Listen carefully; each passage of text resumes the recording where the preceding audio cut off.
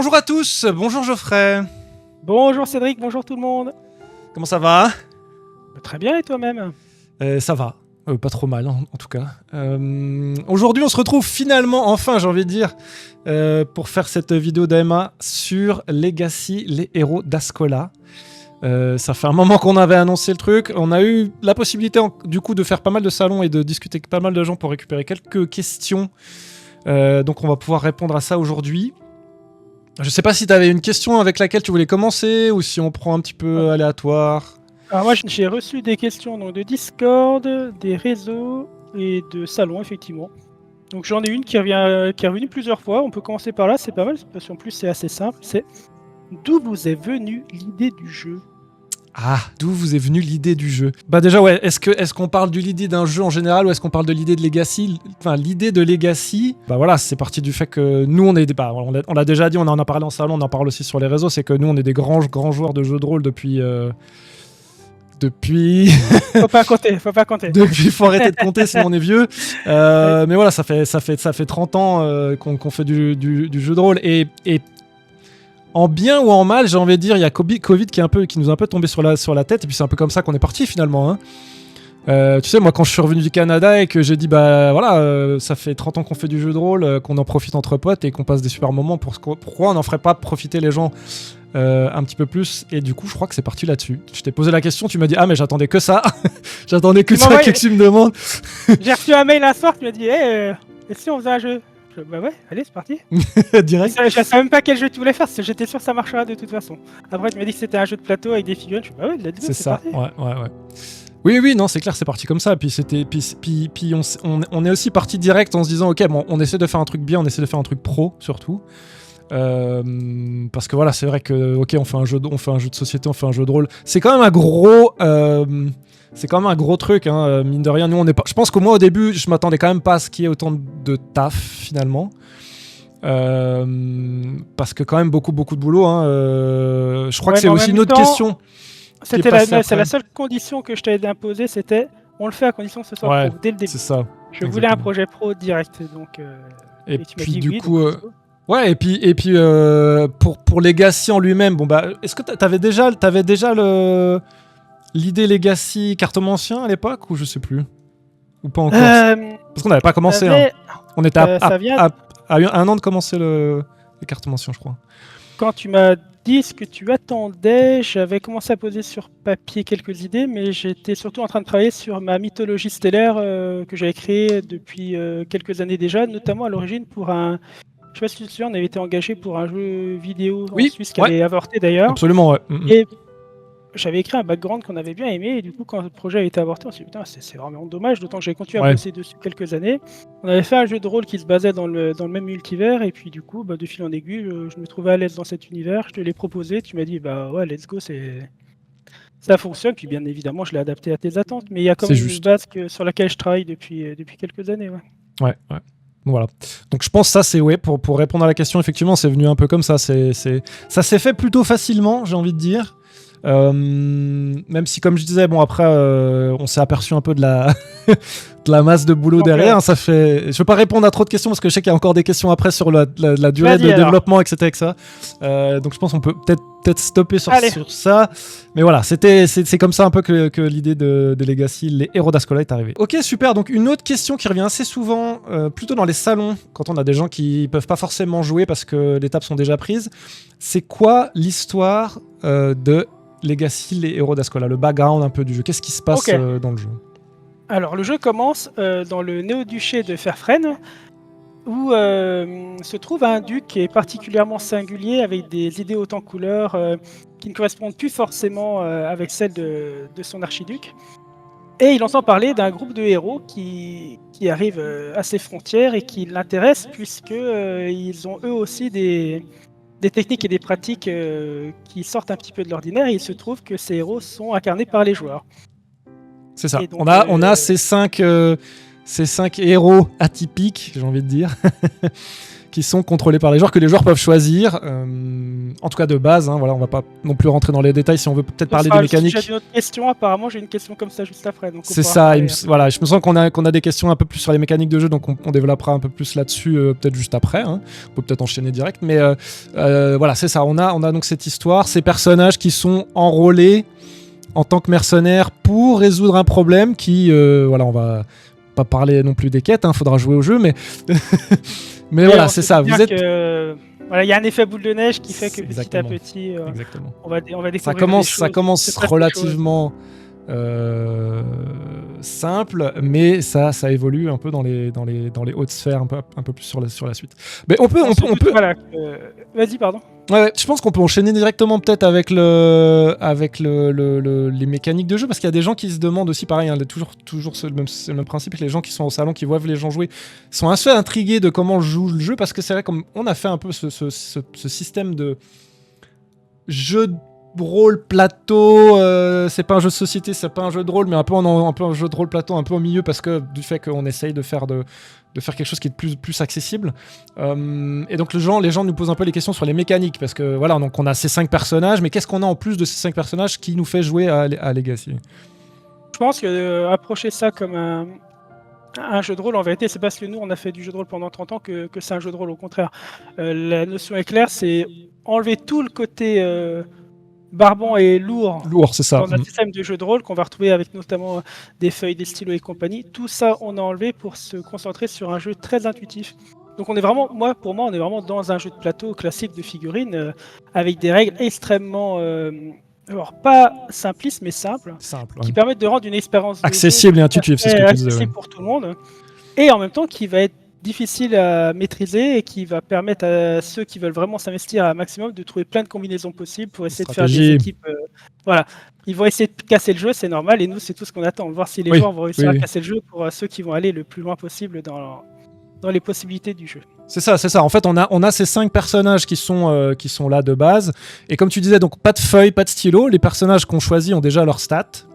Avec leur zone d'attaque, leur vitesse, leur attaque, les actions, etc., leur défense et tout. Et puis, on peut après rajouter à ça donc les métiers qu'on a chaque fois je dis des conneries, mais 13 métiers, donc 10 métiers simples. 10 métiers de base et 3 qu'on va débloquer. 3 avancés, c'est ça que tu débloques au fur et à mesure de l'histoire, exactement. Mais les métiers, c'est pas juste des statistiques en plus. Les statistiques sont données par les personnages. Les métiers, c'est des techniques. Chaque métier va t'apporter 3 techniques et une ultime. Donc en vérité, tu combines ton personnage qui est en fait une fiche de statistiques à des techniques de combat de manière à créer un personnage qui soit atypique et qui te soit propre. C'est ça. Et ça permet des combinaisons totalement folles parce qu'en vérité, on avait calculé des milliards de possibilités. Je sais plus, mais le fait qu'en plus, quand tu avances dans l'histoire, tu peux débloquer une 4e technique, que tu peux prendre un autre métier, rajouter à ton pool. On avait essayé de calculer les possibilités entre les 5 héros plus les 13 métiers plus ce skill que tu rajoutes en plus. Voilà, tu peux faire vraiment effectivement des combinaisons assez intéressantes. Tu peux casser le jeu, je pense. Et nous, c'est un peu voilà, c'est ça qu'on espère un peu. Ça arrivé déjà. Hein. On a vu des trucs. En salon, on a vu des mecs qui ont travaillé 3 heures sur une stratégie et qui ont réussi à battre un boss ils ont fumé le boss, un des boss en tout cas. Voilà, on sent une chose aussi qu'on n'a pas trop parlé, mais il y a des ennemis, il y a des boss dans le jeu. Et voilà, mais c'est vrai qu'effectivement, donc on a ces mécaniques. C'est un peu ça là, du coup, la question, c'est ces mécaniques de jeu avec ces 5 personnages, ces 13 skills que tu peux rajouter à ton pool qui te permettent de débloquer 13 métiers qui débloquent les skills, donc 39 skills du coup, pas 13. Que tu peux utiliser donc après pour formuler des stratégies, et puis effectivement ça dépend avec qui tu vas jouer, et comme tu dis, voilà, il y a des gens qui passent 3 heures à 5 tu joues, tu passes un certain temps à élaborer une stratégie, puis voilà, quand le truc se passe comme tu as envie, que tu fais des bons jets de dés, pas comme certaines personnes, et que ça se passe bien ça se passe bien et c'est fun, tu vois, donc c'est ça. Et à côté de ça, tu peux être totalement friendly, tu te pointes, tu connais rien au jeu de plateau, t'as jamais vu un jeu de ta vie, quoi que ce soit, tu te pointes, tu te dis tiens, je vais prendre tel personnage, telle technique, tu prends les deux, tu joues ton perso quand c'est à lui de jouer, et ça roule. Hein, et c'est absolument le cas, parce que moi j'ai fait des salons là en Suisse dernièrement, et des gens qui sont venus qui avaient jamais touché ni un jeu de rôle ni un jeu de plateau, et ils ont trouvé ça a roulé comme sur rien. Et en plus, c'est des gens qui ont joué à 5, si j'ai pas de bêtises. Donc moi je jouais pas, d'habitude on se met un peu on se met un peu pour être un peu dans la partie, pour un peu pas forcément diriger les gens, mais pour aiguiller un peu si les gens sont un peu perdus. Mais là, ils ont joué à 5 et sans souci. Donc, je pense qu'effectivement, ils auraient réussi à finir la quête tranquillement et passer un bon moment. Donc, ça, c'est plutôt une bonne chose, je pense. Alors, comment on en est venu là? C'est très important. Comment on fait pour simplifier au maximum des rouages qui sont là depuis 40 ans et qu'on pourrait croire intouchables? C'est simplement qu'on a limité au maximum le nombre de jetés de dés. On a retiré beaucoup de jets de dés que je trouvais parasites, qui vont être intéressants dans un jeu de rôle, mais dans un jeu de figurines, on a retiré énormément de jetés de dés.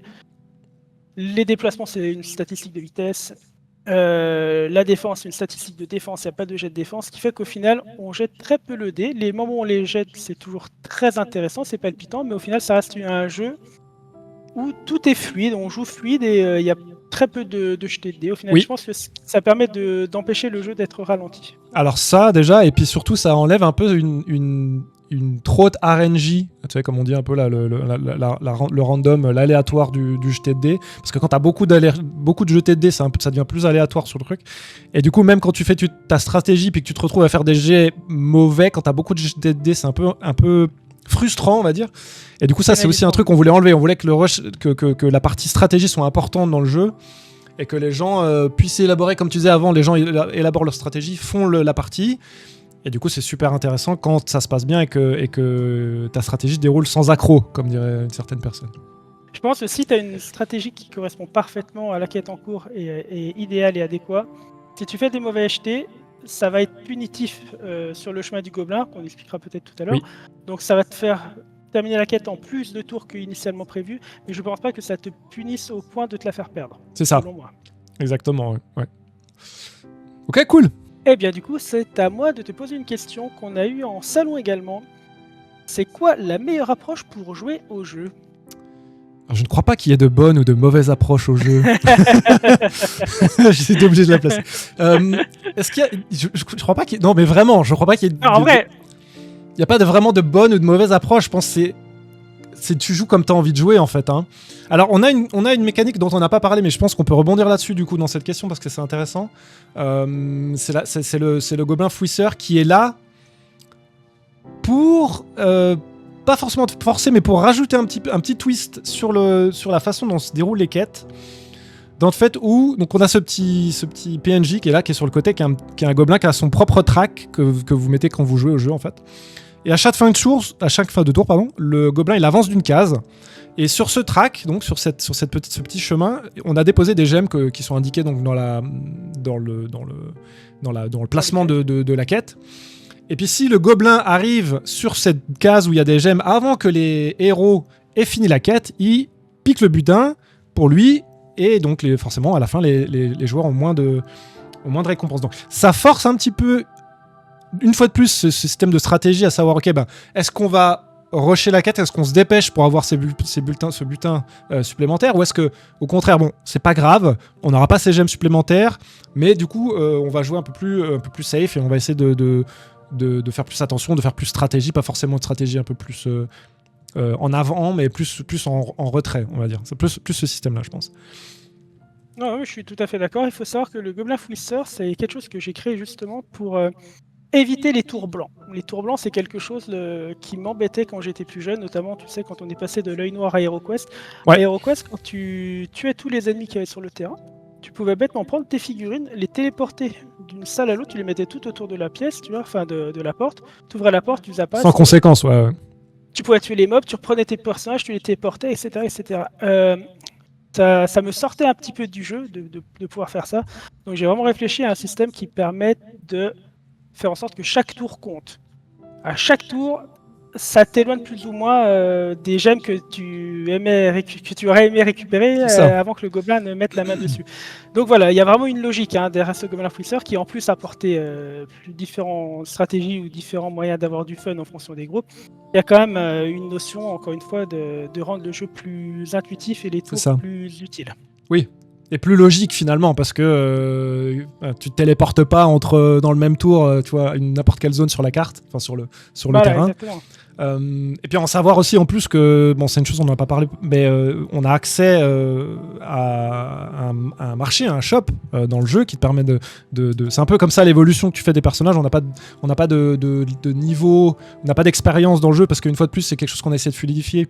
C'est un peu compliqué de savoir comment tu voulais retenir ok combien j'ai eu d'expérience, est-ce que tu fais un pool d'expérience globale pour la partie, est-ce que c'est pour le joueur, c'est un peu, On va pas faire un an de création, rien que pour non, ça nous voilà. a mis un an pour nous mettre d'accord. Exactement, on a fait un nombre de cartes que ce soit intuitif au point de ne pas avoir une feuille et un crayon pour compter l'expérience. On avait pensé à tout des roues, des trucs. On a tout viré. C'est ça. Et on est resté sur un système d'évolution par marchand qui est très bien finalement. Exactement. Et puis du coup, c'est d'autant plus pour ça que le gobelin est intéressant, c'est que si tu as envie d'avoir un petit peu plus de gemmes et de pouvoir équiper plus facilement tes personnages, si tu veux avoir ces gemmes en plus qui sont sur le chemin du gobelin, ça devient intéressant.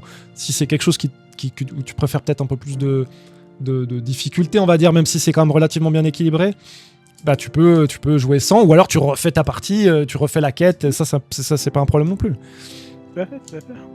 On est vraiment sur un jeu adaptatif qui se met au service des gens et des joueurs. Tu peux jouer à 1, à 5, avec ou sans maître de jeu, avec des potes qui n'ont jamais joué, des potes avec qui tu joues régulièrement pour essayer de pousser le jeu au maximum et avancer dans l'histoire. Vous faites ce que vous voulez de Legacy. C'est ça, exactement. Vous prenez, vous faites ce que vous voulez avec. Voilà. Il y avait une autre question qui est revenue. Cette fois, c'est un organisateur de salon qui t'avait posé, qui t'avait demandé de but en blanc pourquoi on jouerait à Legacy et pas à un autre jeu. Qu'est-ce qui fait que Legacy est unique? Parce que Legacy, c'est fun. Ouais, c'est vrai. Non, mais voilà, c'est ça, c'est très simple. C'est toute cette possibilité de jeu que tu as, en fait. Donc, tu as tes 5 personnages, tu as tes 10 métiers, tu as tes 3 métiers supplémentaires que tu débloques en avançant dans tes quêtes. Tu peux refaire ces parties avec toutes ces combinaisons possibles. Alors, effectivement, voilà, ça va aussi dépendre d'avec qui tu joues. Faut pas se mentir, si tu joues avec des amis super que tu connais de très longtemps, il y a plus un peu cette infinité, donc voilà, le jeu est plus fun. Mais je pense que le fait que tu aies cette rejouabilité, ça fait que le jeu est très très très fun. Et voilà. Et je pense que c'est un peu ça notre atout par rapport à d'autres jeux, tu vois. Je pense que c'est ça. Le fait aussi que tu peux jouer tout seul, si tu veux. Absolument. Tu peux jouer à 5, avec des gens qui n'ont jamais joué, avec des gens qui jouent régulièrement. C'est très adaptatif, en fait. Moi, je pense que le mot-clé, toi, c'est fun, moi, c'est adaptatif. Voilà. Ouais, c'est ça. Ouais. Et je pense que c'est des mots qui vont revenir plus souvent là, sur la vidéo, mais c'est un peu ça. Ouais. Ok, cool. Très bon résumé. On va enchaîner sur une autre question qu'on a eue en salon. Non, je dis des conneries. On a eu cette question sur Instagram. Et la question c'était tout simplement, c'est quoi nos jeux préférés? Allez, c'est parti. Il y en a beaucoup parce que je suis très consommateur de tout en fait. Je me nourris de culture, je vis pour la culture. Donc par exemple jeux de plateau, moi j'ai grandi avec tout ce qui a été HeroQuest, Space Crusade, tout ça. Moi je mangeais à l'œil noir jusqu'à après. Tu peux me faire jouer à tout. Monopoly, je vais adorer. Tu peux me faire jouer à Seven Wonders, tu peux me faire jouer à Carcassonne. Tous les trucs comme ça, tu me dis tiens il y a un loup-garou qui est organisé, je me dis vas-y hop. Ah super le loup-garou, j'aurais presque oublié de parler de loup-garou. Franchement moi tant qu'il y a du bon jeu, du fun, je prends, j'adore ça. Mais après on peut digresser un peu quelque peu parce que c'est vrai que j'ai aussi des influences dans d'autres domaines. Je suis par exemple joueur de Final Fantasy TCG. Donc, ouais absolument, oui. Même pas TCG. Simple joueur. Gros joueur. Ouais, peut-être. Donc voilà, donc j'ai aussi ce rapport au jeu qui est très aussi compétitif. Je vais adorer dans les jeux vidéo. J'ai grandi avec Final Fantasy. J'ai été joueur de FF11 pendant très longtemps. On retrouve un peu l'idée de métier dans les Final Fantasy, mais j'irai pas jusqu'à dire que je me suis inspiré de Final Fantasy parce qu'au final, tout le monde s'étant inspiré de tout le monde. Tu retrouves déjà les métiers dans du Donjons et Dragons. Qui lui-même, tu peux retrouver ça déjà dans les littératures de Tolkien avec ce rôdeur qui devient roi, tu vois. Donc ces jobs, ces changements de métier, ces évolutions, c'est quelque chose qui est transmis de génération en génération d'auteurs. Donc d'où vient l'influence, je sais pas, mais en tout cas, j'ai été joueur aussi de absolument, FF11, ouais. Après moi, si moi je peux rebondir sur ce que tu dis, c'est vrai que HeroQuest c'est quand même quelque chose auquel on a quand même beaucoup joué étant plus jeune, et on a tapé des sacrés fous rires aussi dessus. Ouais, c'est marrant. De toute façon, quand on avait découvert les règles américaines qui n'étaient pas du tout simplifiées comme les règles françaises, oui. On avait découvert une profondeur au jeu qui était super. Oui. En parlant de profondeur, je suis un gros consommateur de bouquins, où il y avait les livres dont on était le héros aussi. C'est vrai, C'était absolument. génial, Ouais. Et ça, je pense que, c'est pas un jeu en tant que tel, mais je pense que ça peut limite être considéré comme un jeu, en tout cas. Ouais. Tu partais en vadrouille avec en C'était famille, excellent. en vacances, tu emmenais ton bouquin, tu jouais à un livre dont on est le héros. Quoi. Excellent. Ouais. Et toi, vas-y. Oui, alors non, effectivement, ouais. HeroQuest, moi j'en garde des souvenirs absolument géniaux. Et si je devrais peut-être parler sur des trucs un peu plus récents, je dirais le jeu Donjons et Dragons. Alors, le jeu de plateau Donjons et Dragons est pas très récent, mais j'ai passé un très bon moment dessus. Il y a des mécaniques assez intéressantes, moins intéressantes que sur Legacy, mais il y a des trucs qui sont pas mal. Mais le jeu est plus vieux aussi, donc. Je pense qu'ils ont. Je sais pas, il y a peut-être pas eu la même réflexion sur les. Parce que tu vois, tout le système de tours blancs, comme tu disais, tu vois, les tours qui servent à rien, ça existe un peu dans le jeu de plateau. Hein. T'as des trucs où tu peux placer tes persos, tu fais rien, et puis tu passes au tour suivant, c'est un peu bizarre.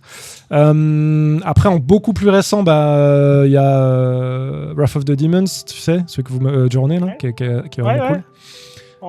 Très bonne mécanique de jeu aussi, avec les déplacements qui sont un peu plus complexes mais intéressants aussi dans ce qu'ils ont fait.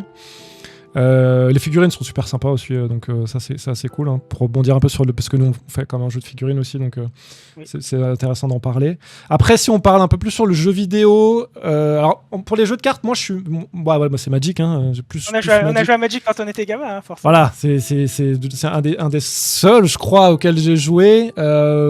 Après, sur des trucs un peu plus petits jeux, tu sais, Sushi ou Blanc Manger Coco, ce genre de jeux qui sont un peu plus un peu plus les jeux fun, tu vois, les petits jeux de cartes fun qui sont sympas.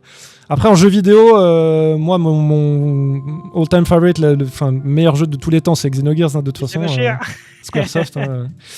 J'étais sûr la petite anecdote de j'ai claqué 20 heures ou 24 heures de jeu sur le jeu quand même, donc d'un coup, on était jeunes. En 24 heures. Ouais, non, quel âge j'avais 16 ans à l'époque, je crois, je sais plus. T'as le jeu, 24 heures après, je viens te voir, t'as 24 heures de jeu. Comment c'est possible? Non, je l'ai rouillé le jeu. Et puis c'est dommage, on va pas parler du jeu parce que voilà, il y a eu des trucs dommages ils ont été un peu obligés de cut short sur la fin, mais bref. Ça reste quand même mon jeu préféré en plus récent, ça serait Witcher 3 évidemment. Pour l'histoire, l'environnement, les personnages, enfin tout le jeu est juste magnifique. Je sais pas combien d'heures j'ai là-dessus, mais un sacré paquet. Donc ouais, il y a beaucoup, pas forcément influencé, je pense, mais ça reste quand même dans mes ouais, c'est des jeux qui sont là, tu vois. Tu te redis, est-ce que je vais. C'est le genre de jeu, tu te dis, peut-être je vais le refaire en fait. Puis tu dis, non, mais j'ai fait 150 heures de jeu dessus déjà, peut-être pas en fait. C'est un peu, il n'y a pas la nostalgie un peu qui joue de ça. Du coup, dédicace à l'équipe française de Clair Obscur parce que c'est un super jeu, j'en profite. J'avoue. J'ai pas joué beaucoup encore, j'ai fait le prologue et puis l'arrivée sur l'île, enfin sur le continent, on va dire plutôt.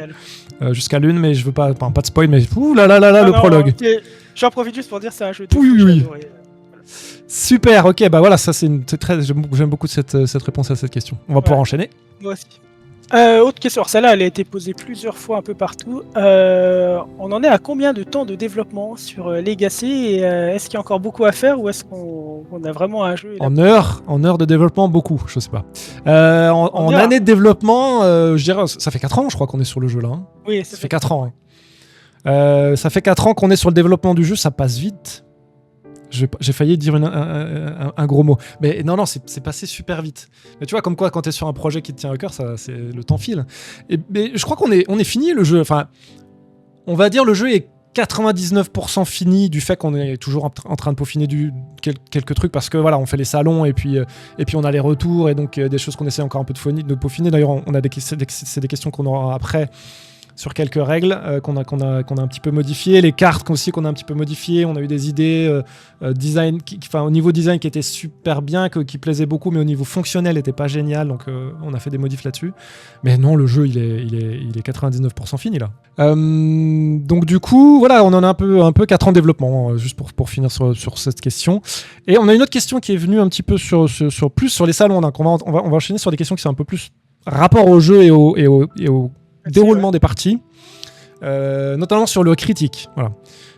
Y a une question qui est revenue parce que le critique était un petit peu compliqué au début, on va dire. Pas forcément pour tout le monde. Voilà, quand tu es un petit peu habitué au jeu de rôle, au jeu de plateau plutôt qu'au jeu de rôle, j'ai envie de dire plus. Parce qu'on avait beaucoup simplifié déjà à l'origine. C'est ça. C'était pas fluide. On est d'accord. Hein. Non, en fait, le problème qu'il y a eu, c'est que lors des déroulements des des parties, les personnes qui étaient très analytiques ou qui avaient un rapport aux chiffres assez conséquent, pour eux ça déroulait sans problème, sauf que des personnes qui ont moins d'affinité avec les chiffres et les calculs se retrouvaient à devoir calculer s'il y avait un critique ou un super critique ou non lorsqu'il y avait un résultat 2D. Et du coup, effectivement, ça brisait un petit peu la dynamique lors des matchs. Donc ça m'a beaucoup coûté, mais du coup on a modifié cette règle pour que les critiques soient basées sur un résultat natif du D12. En fait, C'est tu ça. fais 12, tu mets un critique. Ouais. Et on a enlevé tous les calculs pour savoir si oui ou non les coups étaient critiques, pour que ce soit vraiment plus simplifié. Après, du coup, ça m'a cassé quelques... C'est ça, quelques personnages, quelques règles, quelques techniques qui étaient un peu basées sur les critiques, les doubles critiques, effectivement, qu'on a dû un petit peu ajuster. Voilà, on a remodifié. Il y a un métier qu'on a tout refait. De toute Oui, façon. oui, le bourreau était complètement refait. Il fallait impérativement que tout soit de nouveau tout prêt, tout propre. Le but, c'est vraiment que les règles soient vraiment stables. C'est ça. Et le résultat est là, finalement. Ouais, le résultat est là. C'est logique, c'est plus fluide. Et puis les gens se posent plus vraiment de questions. Tu fais 12, t'as un critique, tu rajoutes ton dégât et puis c'est terminé. Voilà, non, il fallait le faire, ça a été fait. Donc ça fait partie des petites choses qu'on a changées, eu égard au jeu d'origine, et grâce au retour qu'on a en salon. Donc absolument. Merci aux gens qui viennent jouer avec c'est nous, ça. Merci aux gens qui salons, participent. Ça permet de faire évoluer le jeu. Merci beaucoup à vous. Ça doit être la question qu'on nous a le plus posée. Une idée de quand sera disponible le jeu à l'achat? Et est-ce que ce sera par financement participatif? Et si oui, quand? C'est pas ça la question qu'on a posée le plus en salon. La question qu'on a posée le plus en salon, c'est je peux acheter le jeu? La boîte qu'elle a, je peux la prendre. C'est vrai, les gens voulaient prendre les protos, c'est très rigolo. Mais voilà, ça répond pas à la question. Ça répond pas à la question. Non. Est-ce qu'il va y avoir un financement participatif? Oui, c'est prévu. Donc du coup, quand est-ce que le jeu sera disponible à l'achat? Ça va dépendre un petit peu de quand on lancera la campagne de financement participatif. Mais là, c'est difficile à dire. On va essayer de lancer la campagne en septembre-octobre, je pense. Au niveau de la période, on sera pas mal. Une fois de plus, ça va dépendre de comment ça se passe au niveau des réseaux sociaux, du marketing, etc. Donc, et puis l'actualité aussi, parce qu'on a beaucoup avec les politiques internationales qui nous ont beaucoup... les tarifs. Dans l'aile sur cette année. Hein. Les tarifs qui font mal à tout le monde. Devoir recalculer les tarifs tous les mois, c'est très compliqué. Ouais, non, c'est clair. Donc ça va effectivement jouer aussi un peu sur le truc. Pour ce qui est de la partie du prix, une fois de plus, on en revient un peu sur ces coûts qui changent un petit peu tous les mois. Donc on peut, au maximum, on peut donner une fourchette. Je dirais que ça va se situer entre 100 et 150 euros pour la boîte, en sachant que je préfère quand même dire, c'est qu'on a plus de 40 figurines dans la boîte, dont une bonne trentaine qui sont figurines uniques, donc on n'a pas 5 fois la même figurine dans la boîte. Ça, c'est un truc qui est assez intéressant aussi à peut-être pour les gens qui sont un peu peintres et qui vont se faire plaisir, parce que moi je me suis fait plaisir, moi je me suis fait plaisir à faire des belles figurines, donc je pense que pour les gens qui ont vu au salon ils savent, et puis on a notre peintre aussi, Claude, donc qui vient en salon, qui fait des démos et puis qui peint les figurines en live là pour les gens que ça intéresse. On a des figurines qui sont magnifiques et peintes encore plus. Je me jette un peu de poudre là, tu vois. T'as raison, vu le temps que t'as passé sur chaque figurine. Voilà, mais du coup, voilà, c'est les figurines. Effectivement, c'est un jeu à figurines, un jeu à cartes. Donc on a 40 plus figurines dans la boîte en comptant les boss, les héros plus les ennemis. Donc ce qui fait que ça forcément augmente un petit peu le prix du jeu. Mais les gens en ont pour leur argent, j'ai envie de dire.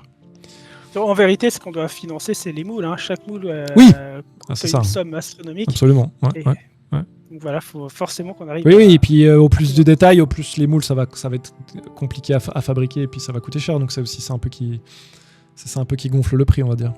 Moi, j'ai une question qui a été posée. Je crois que c'était sur Discord, ça, par contre. Les gens veulent savoir si on allait faire un peu un unboxing de la boîte du jeu. Pour présenter un peu les figurines qui sont dedans, qu'est-ce qu'il y a comme livre, comme règles, comme pour les dés, enfin les tuiles de jeu, les dalles, tout ça. Est-ce que c'est quelque chose qu'on va faire ou pas? Par nous, je trouverais ça un petit peu bête. Je préfère que ce soit des influenceurs ou des gens de YouTube que ça intéresse, qui nous disent, qui nous envoient un message, qui dit tiens, on aimerait bien présenter le jeu. Et puis du coup, là, franchement, je préférerais que ce soit ça. On leur donne influenceur, si tu nous regardes. Voilà, exactement. Contacte-moi. Oui, c'est une bonne idée. On peut leur envoyer une boîte et puis ils peuvent nous faire une petite démo, jouer au jeu et tout, que ça pourrait être intéressant, effectivement. Oui, je pense que c'est plus logique de le faire dans ce sens-là, t'as raison. Ouais. Moi, perso, ça fait 4 ans que j'y joue. Donc Ouais. Oui, La boîte, Oh, on la d'ailleurs, connaît, mais... En parlant de jouer, il y a une question aussi, d'ailleurs on peut finir là-dessus, c'est qu'on nous demande souvent, c'est quand qu'on joue. C'est quand qu'on joue. C'est quand qu'on joue. C'est quand les prochaines fois on va faire des salons. Eh ben, moi, alors il y a une soirée jeu de rôle en Suisse, à la Tour de Paix, donc à côté de chez moi, si jamais ça intéresse des gens. Donc c'est pas pour présenter Legacy, enfin c'est pas pour jouer à Legacy, mais je présenterai Legacy quand même là-bas. Ok. Donc s'il y a des gens qui veulent me poser des questions sur le jeu, etc., je serai là-bas le soirée. C'est un mardi 17 juin, si je dis pas de bêtises. Ok. Et après, le prochain gros salon en Suisse où on sera et on va présenter le jeu, par contre, ça sera en septembre. C'est le festival du jeu aussi, c'est à la Tour de Paix, donc aussi pareil en Suisse. Ok. En tout cas de mon côté. Je crois qu'en France, toi, t'as aussi plusieurs salons. Alors les prochaines, c'est le Flip à Parthenay. Ce sera, nous, on y sera le 14 juillet. Et sinon, ce sera les 30 heures du jeu de Givry, Givry, le ouais. 5 et 6 juillet. Voilà, c'est ça. Ouais. Pour les prochaines dates. Donc, ceux qui veulent jouer, c'est quand Là qu'on aussi, joue, eh ben, on aura du vous jeu. pourrez venir jouer à ce Il y a combien de tables à Givry? 2, je crois. 2 tables. Deux tables, plus de place, sur ouais. 30 heures. Ouais, non, ça c'est cool. Je sais pas combien j'aurai de tables là au festival. Peut-être une ou deux. Enfin, une sûre, mais peut-être deux, on verra comment ça va se passer. Voilà, vous êtes les en tout cas, voilà, si les gens sont intéressés, si les gens veulent jouer, les salons sont là. Et attention, si les gens aussi sont intéressés à jouer et malheureusement peuvent pas se déplacer ou peuvent pas venir voilà, en Suisse ou dans la région Bourgogne, on a toujours la disponibilité de jouer en ligne avec nous sur Discord. Donc voilà, venez sur Discord, on est super sympa, on mange personne. Et si vous voulez jouer au jeu, c'est possible aussi en plus. Tout à fait. Voilà, bah écoute, je pense qu'on a répondu à pas mal de questions. J'espère que la vidéo sera pas trop longue et pas trop ennuyeuse pour les gens qui vont nous regarder. Ils couperont, hein. Non, coupez pas, je déconne. et du coup, voilà, bah, merci à toi, Geoffrey, pour d'être présent. Merci à toi pour depuis ces 4 ans aussi, hein, quand même pas juste pour cette vidéo, hein, pour tout le chemin qu'on a fait sur le jeu. Et puis voilà, une excellente journée à tous, ou soirée, je ne sais pas, ça va dépendre de quand vous regardez la vidéo. Et on se retrouve très bientôt, donc sur les salons ou sur Discord si les gens sont disponibles et peuvent venir nous voir. À bientôt. Ciao à tout le monde.